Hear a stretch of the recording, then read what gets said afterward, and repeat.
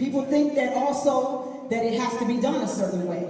But how many people know that our God can pick any way he wants to heal your body, to heal your mind, and to heal your spirit? And it's not just physical healing, it's emotional healing, it's mental healing. Because some people don't have anything physically wrong, but inside you may be tormented.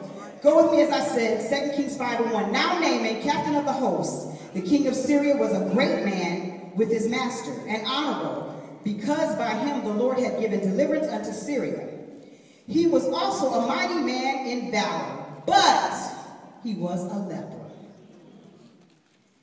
And the Syrians had gone out by companies and had brought away captive out of the land of Israel a little maid, and she waited on Naaman's wife.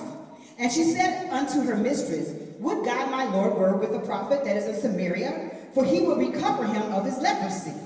And one went in and told the Lord, saying, Thus and thus said the maid that is of the land of Israel. And the king of Syria said, Go, and I will send a letter unto the king of Israel. And he departed and took with him 10 talents of silver and 6,000 pieces of gold and 10 changes of raiment. That means that he wasn't poor. He had plenty of money and plenty of garments, but he was a leper. And he brought the letter to the king of Israel, saying, Now, when this letter is come unto thee, behold, I have therewith sent Naaman my servant to thee, that thou mayest recover him of his leprosy. And it came to pass, when the king of Israel had read the letter, that he rent his clothes, or he tore his clothes off, and said, Am I God to kill and to make alive, that this man does send unto me to recover a man of his leprosy? Wherefore consider, I pray you, and see how he seeketh a quarrel against me. And it was so, when Elisha, the man of God, had heard that the king of Israel had rent his clothes, that he sent to the king, saying, Wherefore hast thou rent thy clothes? Let him come now to me, and he shall know that there is a prophet in Israel. Verse 9, So Naaman came with his horses and his chariots, and stood at the door of the house of Elisha. And Elisha sent a messenger unto him, saying, Go and wash in Jordan 7 times. And thy flesh shall come again to thee, as thou shalt be clean. Verse 11. But Naaman was wroth, and went away and said, Behold, I thought he would surely come out to me, and stand and call on the name of the Lord his God, and strike his hand over the place, and recover the leprosy. Verse 12. Are not Abana and Pharpar, rivers of Damascus, better than all the waters of Israel? May I not wash in them and be clean? So he turned and went in a rage.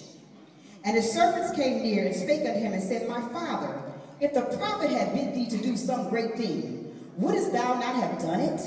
How much rather than when he said to thee, Wash and be clean?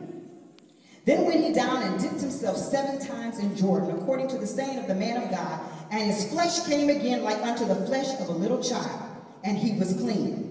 And he returned to the man of God and all his company, and came and stood before him. And he said, Behold, now I know that there is no God in all the earth but in Israel. Now therefore I pray, take a blessing of thy servant. But he said, As the Lord liveth, before whom I stand, I will receive none. And he urged him to take it, but he refused. Going back to verse 11. But Naaman was wroth, and went away, and said, Behold, I thought he would surely come out to me, and stand and call on the name of his God, and strike his hand over the place, and recover the leper. Somebody say, Do it God's way. Do it God's way. Now, it would look like to me, first of all, the man